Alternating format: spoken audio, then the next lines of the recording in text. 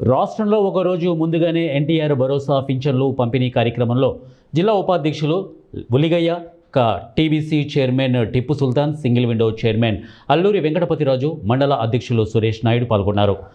మంత్రాలయం నియోజకవర్గం కౌతాలం పట్టణం గోతులదొడ్డి మరియు ఎరగిరి గ్రామంలో టీడీపీ ఇన్ఛార్జి రాఘవేంద్రారెడ్డి రాష్ట్ర ప్రభుత్వం అందిస్తున్నటువంటి మహోత్తరమైన కార్యక్రమం ఎన్టీఆర్ భరోసా పింఛన్ల పంపిణీ కార్యక్రమంలో పాల్గొన్నారు. పేదల ముఖంలో చిరునవ్వు చూడడమే కూటమి ప్రభుత్వ లక్ష్యం అన్నారు.